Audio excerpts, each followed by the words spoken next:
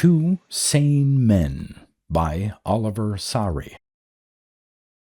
Originally published in the June 1937 issue of Astounding Stories magazine, and republished in the number 74 issue of Perry Rhodan magazine in July 1975.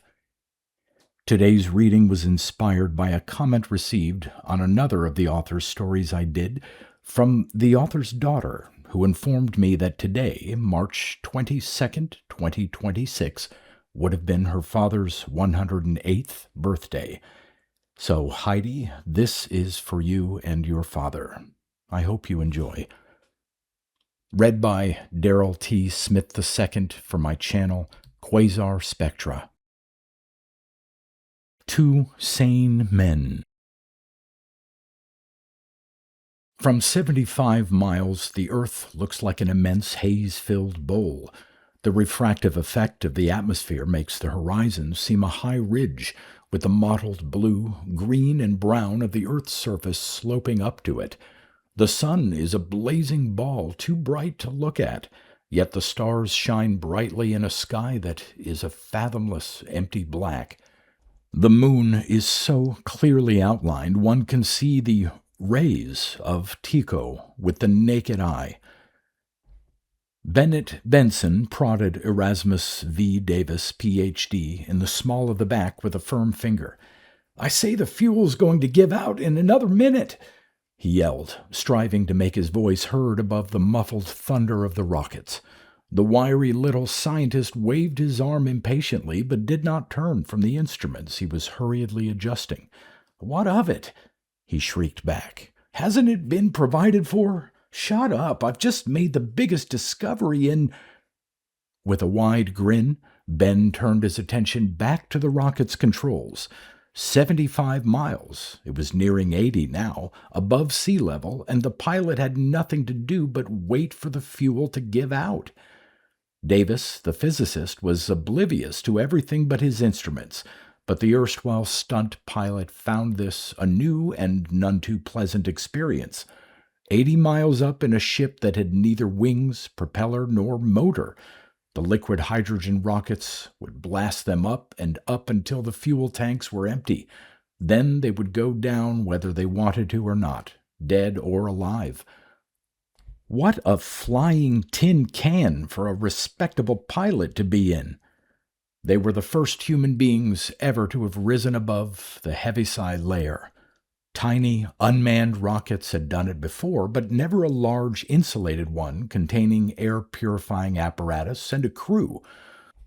Just as, 2 decades ago, Picard had attached a gondola onto a balloon and gone exploring into the stratosphere, so had the Smithsonian Institute evolved the small rockets into a large one, which was capable of carrying 2 men and a host of recording instruments for the study of atmospheric conditions and cosmic rays 80 miles above the Earth's surface. The 2 guinea pigs were one Bennett Benson, stunt and test pilot, and Erasmus V. Davis, physicist. Ben looked at the fuel gauge and grinned uneasily as he saw that it hovered near the 0 mark. He cast a glance at the gray-haired scientist and yelled, "Now your time's up!" The rockets would have to be shut off evenly, else the ship would roll over. Ben jerked the lever that cut the flow of fuel. The sudden silence was deafening, and the sudden disappearance of weight was worse. The 2 felt as though they were suspended by their stomachs from a skyscraper's flagpole. Ben was used to such sensations, but the little physicist was gasping helplessly. Ben pulled number 1 parachute lever, and an immense silk umbrella burst out above the falling ship. The thin ionized air of the Heaviside layer did not give the parachute much traction, but it was enough to retard a free fall and give a semblance of weight to the men. The ship fell more and more slowly as the air thickened.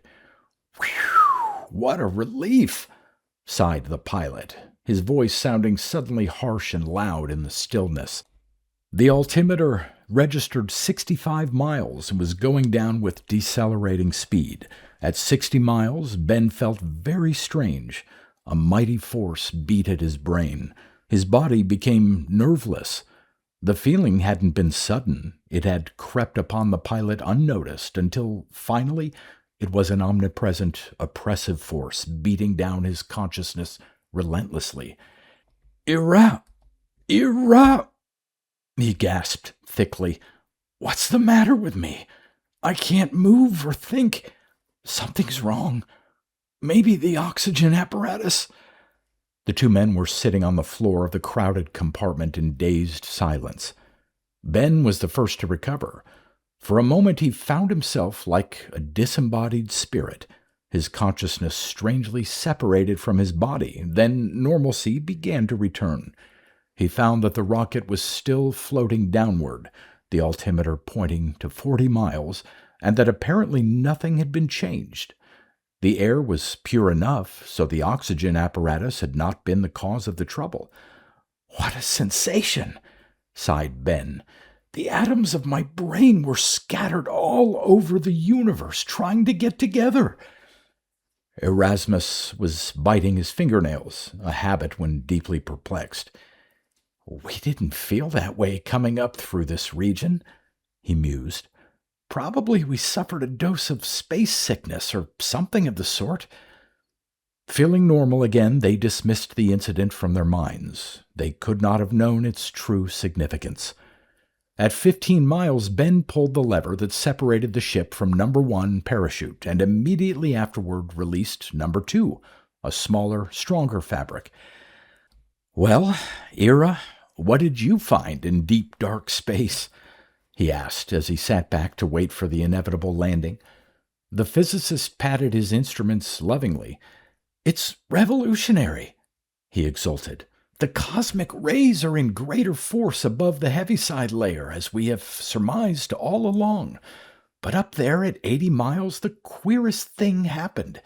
I detected a flood of rays coming from the Earth." "From the Earth?" echoed Ben in amazement. "Well, perhaps they weren't cosmics after all. They reacted on the instruments a bit differently. But their direction was unmistakable, and they were far stronger than ordinary cosmic rays." "Wouldn't they be felt now, too, if they came from the Earth?" demanded the pilot. The physicist shook his head. "No, the instruments do not show them anymore. Whatever they were, they must have been a sudden spurt, not a steady flow."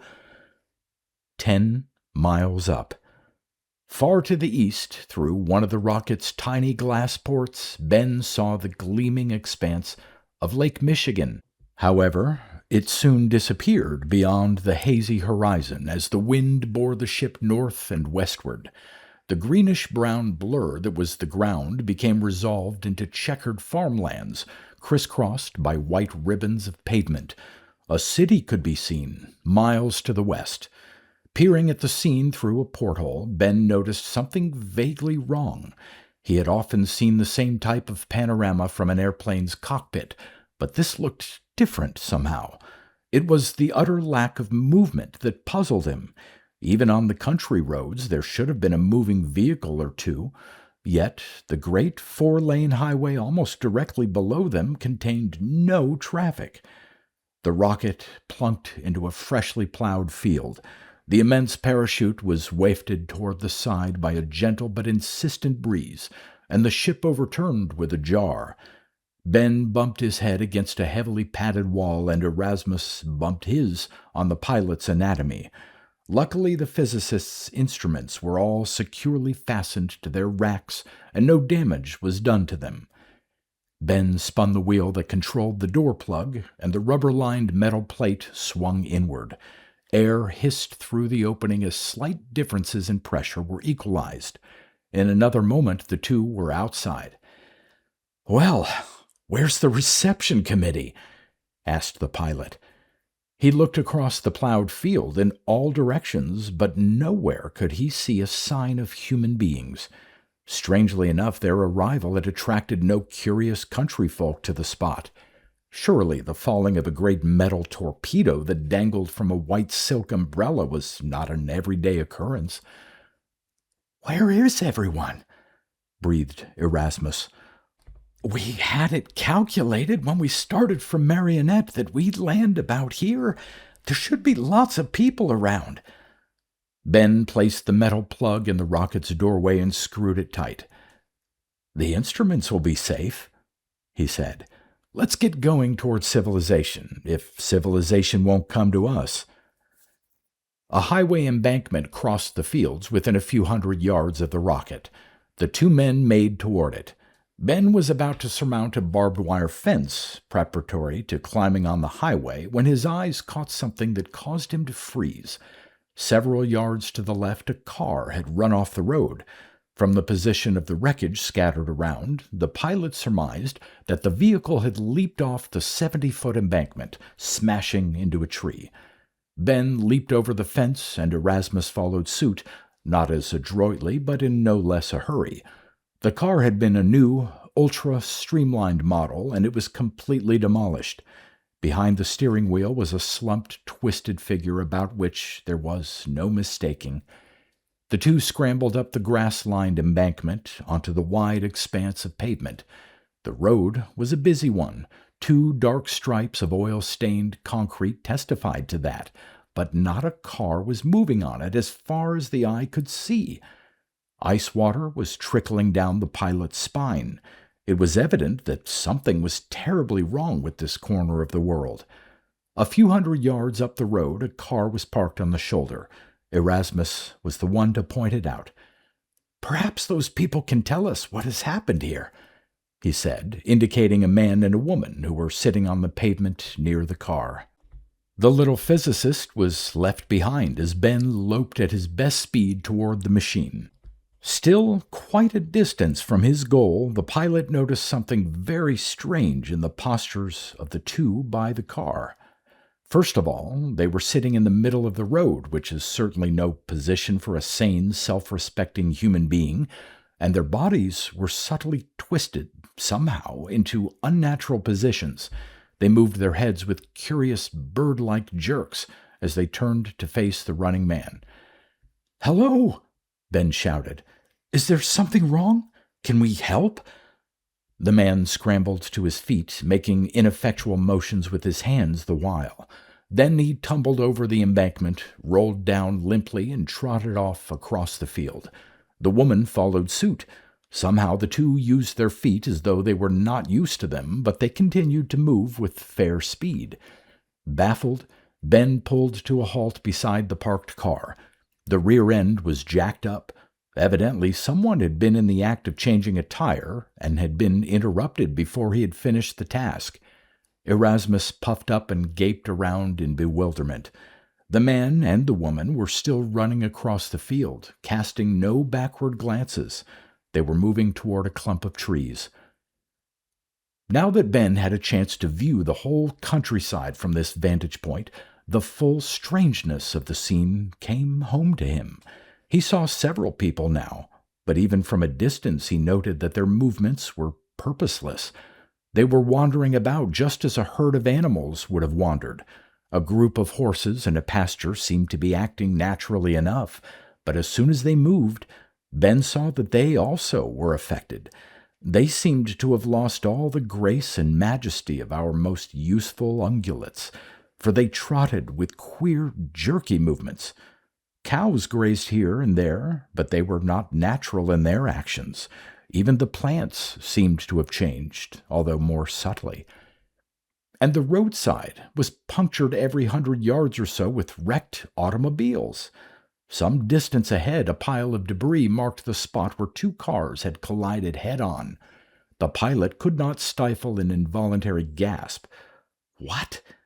What has happened to everything?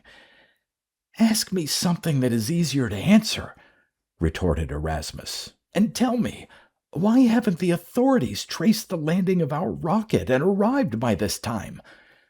Ben shrugged his shoulders helplessly, then said, "What do you think we ought to do? Hike along the road? Or should we take the car and—" "I have no desire to be an auto thief," returned Erasmus, "but I think we really ought to take the car." They clamped the spare tire on, then released the hydraulic jack.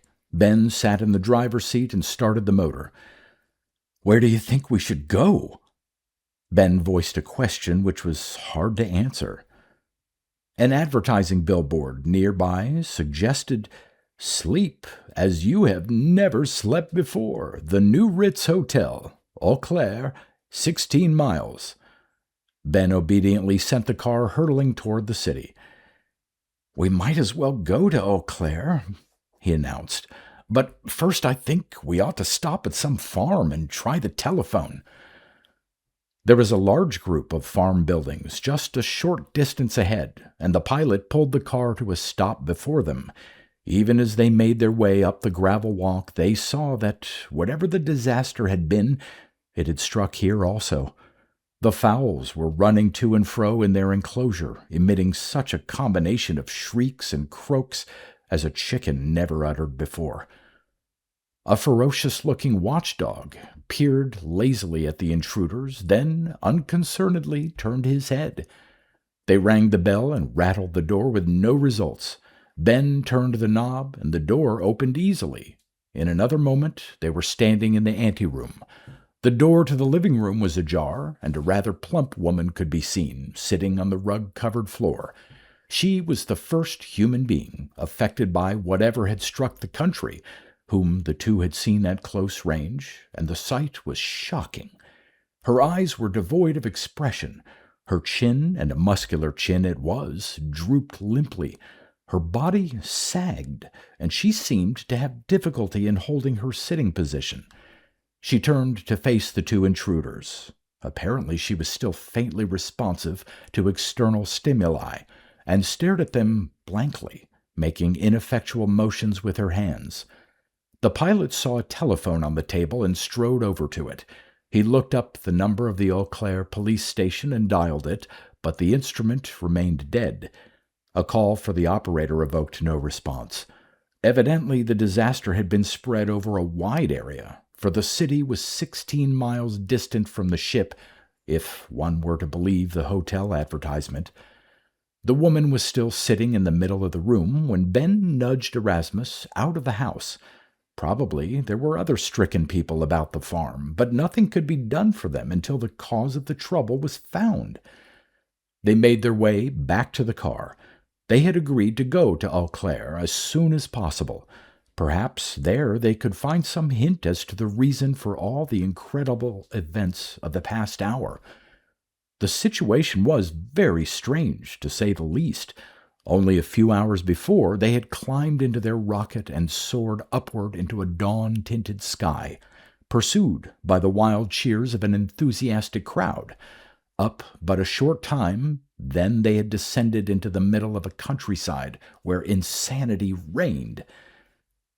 Countryside? Thus far they had seen no airplanes, which would surely have been buzzing over the area if the disaster had covered only a small portion. There was a radio in the car, but it would produce no sound other than violent static. Either the set was out of order, or there were no messages being broadcast from any station within hundreds of miles. Ben's face was acquiring a grim look as he shoved the accelerator to the floorboards. The car was an old one, of 1937 or 38 vintage, but its motor had an even sound, and its gasoline tank was 3/4 full. It purred swiftly along the smooth pavement toward Eau Claire. And everywhere there were wrecked automobiles. Sometimes the road was blocked by wreckage, but more often the cars had merely hurtled off the embankment. Traveling at speeds of 80 and 90 miles per hour, the drivers had lost control of their machines. Several times they came upon cars that had stopped in the middle of the road. Evidently some of the drivers, feeling the disaster overtaking them, had jammed on the brakes in time. The two saw to their surprise that these cars were occupied.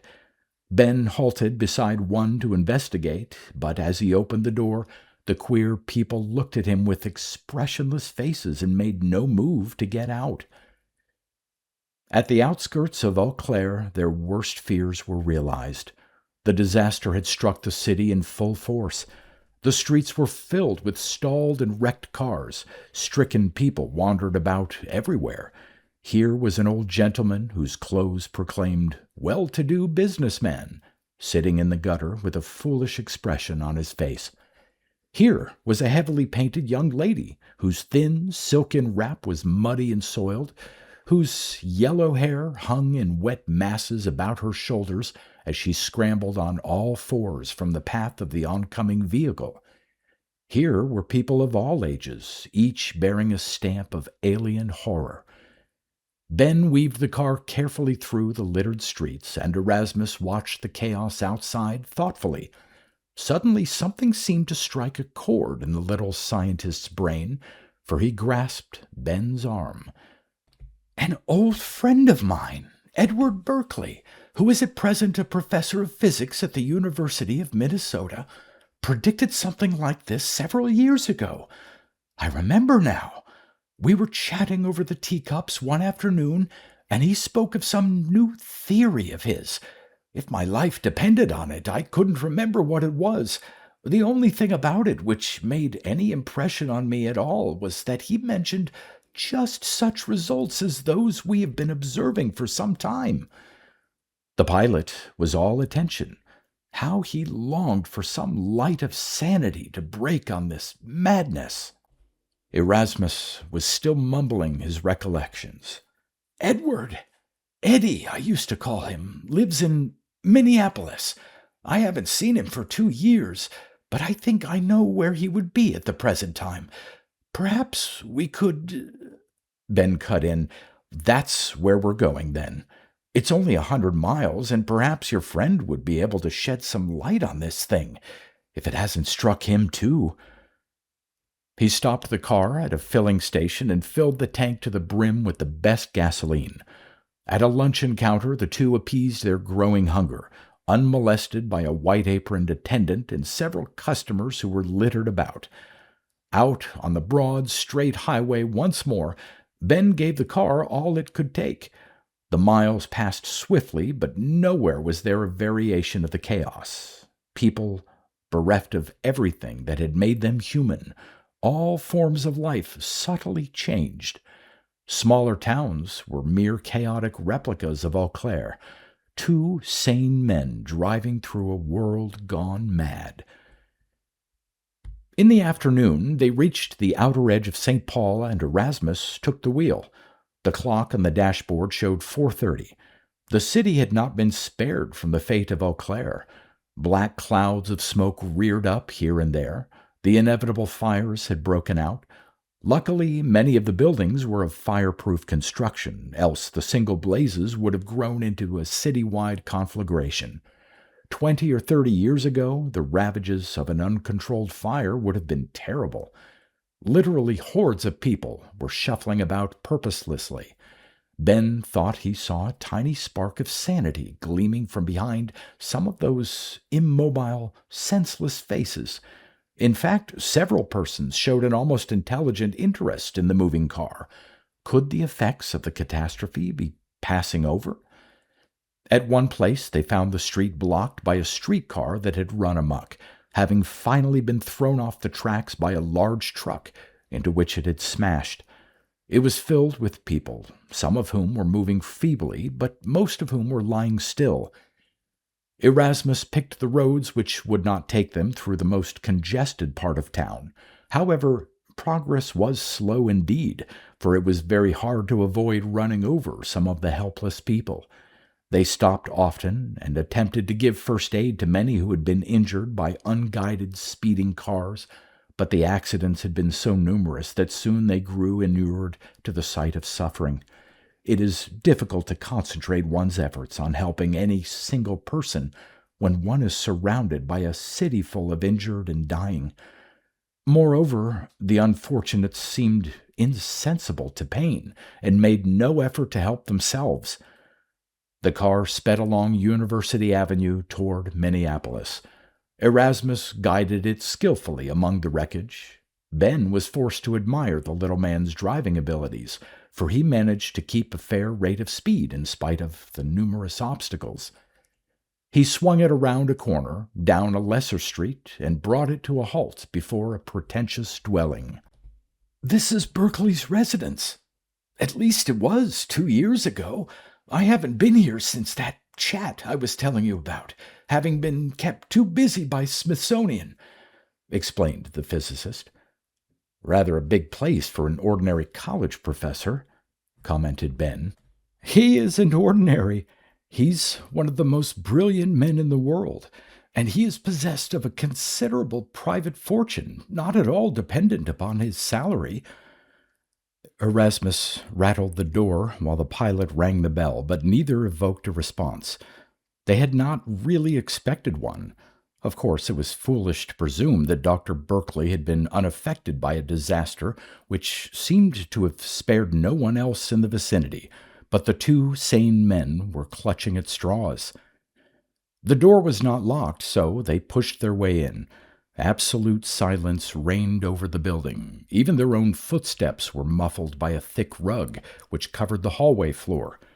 They wandered through richly furnished rooms, discovering nothing until they came to one that was obviously a bedroom. Two small boys were lying in a large bed in attitudes suggesting sleep.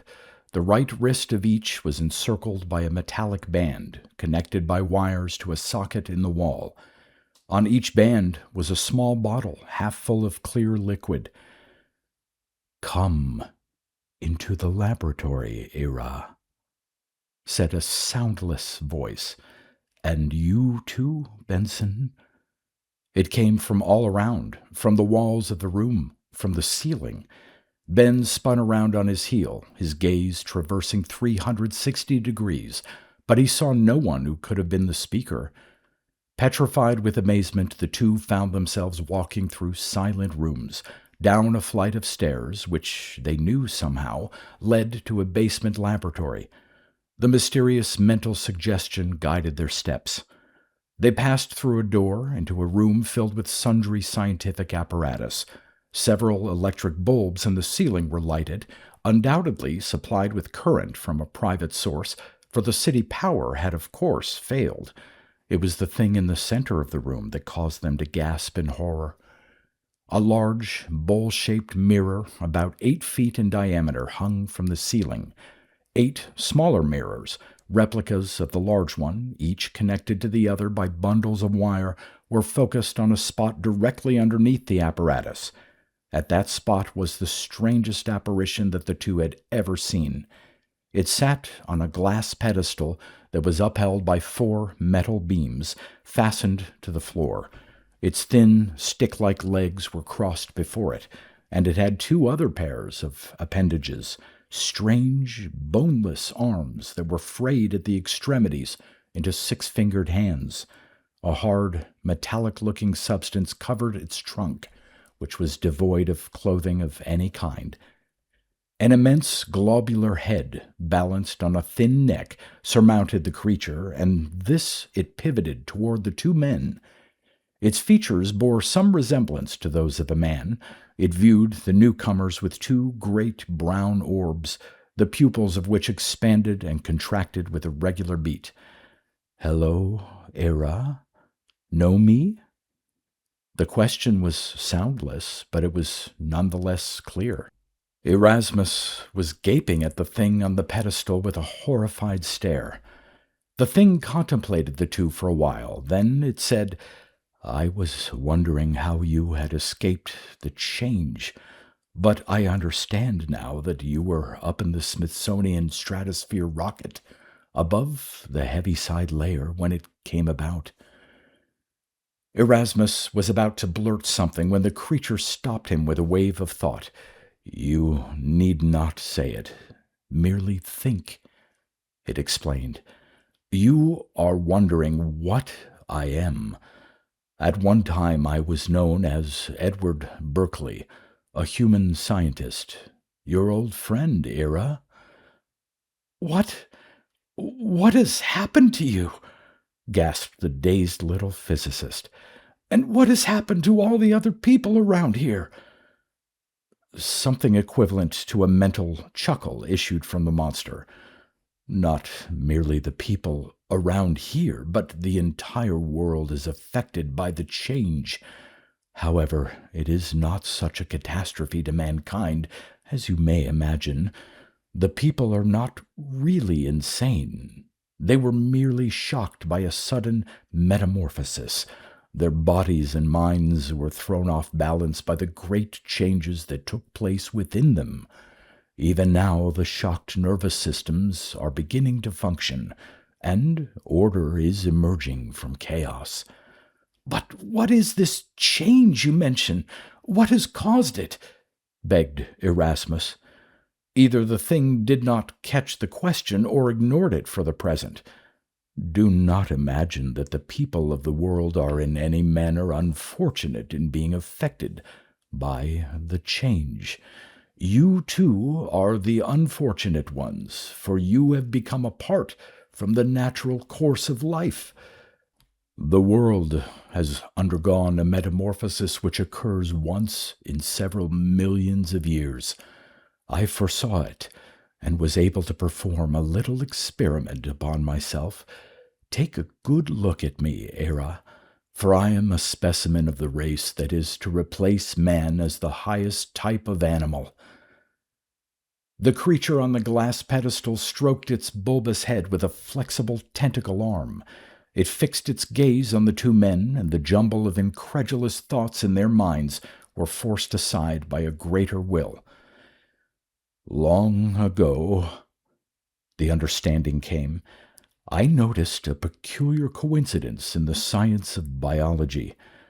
Ira, you remember my interest in the evolution of life? How I used to plague you with my radical theories concerning it as we often chatted together? No one has ever fully explained evolution. Darwin's theory of natural selection, the survival of the fittest, has been generally accepted. Plants and animals are said to evolve by adapting themselves to changing conditions, reproducing only those that are able to survive their environments. I have always seen something lacking in this view.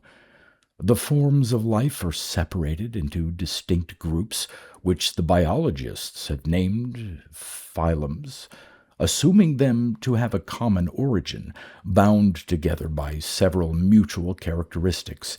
It is the gaps between these phylums that the theory of evolution by natural selection falls short. For instance, no amount of selective breeding would have caused the simple unicellular protozoan to evolve into the far more complex sponge, which is next in the line of evolution. Nor would the insect, with its jointed exoskeleton, have evolved into the fish without leaving some curious freaks in between, if evolution were a slow, even process. I have always held the opinion that, along with the slow evolution by natural selection, there is some sweeping change every few thousand years that creates a new form of life in a single stroke. Late discoveries of fossilized organisms have enabled us to estimate at what periods the various forms of life were in their prime. With several discoveries of my own added to the existing data, I was able to prove these periods of equal length. Therefore, I concluded that there must be some evolutionary force that occurs always after a definite number of years has passed. What is the most unfailing clock of all by which nature could time this force? The stars in their courses. The planetary bodies go through the same paths about the sun for 1,000,000 years, changing their periods of revolution but slightly. I reasoned that if the evolutionary force occurred regularly, it must be timed by the motions of the planets, for nothing on the earth itself is so unchanging. As I said before, I had found the approximate length of time which seemed to have elapsed between each evolutionary change in the past. It was a comparatively simple matter to find what occurrence in astronomy had exactly the same period. Then I was able to formulate a more definite theory. Once in so many years, all the planetary bodies, including comets and meteoric swarms, for both have definite orbits around the sun, are in a very definite relation to each other. In fact, the position is so striking that I was surprised it had not been noted before.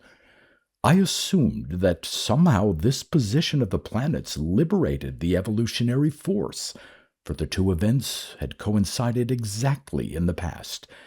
And now, by exact and unfailing mathematics, I found that another evolutionary change was due in 6 years' time. Preliminary effects enabled me to discover in what form the change would come. As the stellar bodies approached the fatal positions, I discovered a new radiation emanating from the Earth. It was very much akin to the cosmic ray, but of yet shorter a wavelength, and the preliminary waves were so slight that I should never have found them had I not been looking for something of the sort with my instruments. I reasoned that the various gravitational forces of the solar system were forming a matrix at the center of the Earth, into which the superheated, highly compressed atoms were falling, liberating the new radiation in the process. Just as cosmic rays are formed by the integration of atoms, so were these rays formed by the changing of one type of atom to another. It is one of those complex schemes by which nature has made the evolution of life and the evolution of matter concurrent, coincident. Of course, these were all perfectly wild conclusions for a scientist to draw from so little data, but somehow the idea had become an obsession, and I devoted all my spare time to it. In my position as a professor in physics and a hobbyist in biology, I was well fitted to make use of my theories. Knowing the time at which the change would come, I decided on a little experiment. Several years ago, Hargreaves synthesized a substance that reflects cosmic rays. I found that this substance also reflected the evolutionary rays, and I intended to concentrate the rays upon myself to see what the effect would be. I fashioned a machine which would increase the power of the rays tenfold. I had no way of knowing at first whether the change would be sudden or gradual, but as time went on, I was able to determine almost the exact time at which it would come. I had no illusions of attempting to warn the world. You know what the effect would have been had I so much as hinted my ideas to anyone. A short time before the fatal hour, I placed my entire family under an anesthetic to save them from any ill effects which the change might bring, has brought. They will sleep until I shut off the current from the mechanisms that automatically administer the sleep-producing drug every 4 hours. And now the change has occurred. You were spared from it because you were shielded from the rays by the heaviside layer. Most of the people on Earth were affected, but in them the rays have merely altered the genes, and the greater aspects of the change will not become apparent until the next generation. Somehow, the concentrated beam accelerated the metamorphosis in my body and changed me directly into a new type of creature. However, I feel that the strain has been too much, and I do not have long to live. You can see that I differ from any animal previously seen on Earth. I have 6 external appendages, 2 of which I use for locomotion, 4 for other purposes. I have both an internal and an external skeleton, where each is most convenient. I have a 4-lobed brain that is able to transmit thought waves, and in the year 100, after the Great Change, the new race was well established on the Earth. The old cities had been torn down, and the new buildings of fantastic shape were taking their places. As the semi-mythical Edward Berkeley had predicted, the creatures of the world soon recovered from the first shock of the change. When incredible monstrosities began to appear in the place of human offspring, the people had to believe what the great scientist had announced to them just before his death, which came soon after the evolution. New types of animals appeared on the earth, but the old did not disappear, and life began another period of adaptation that would continue until the next change.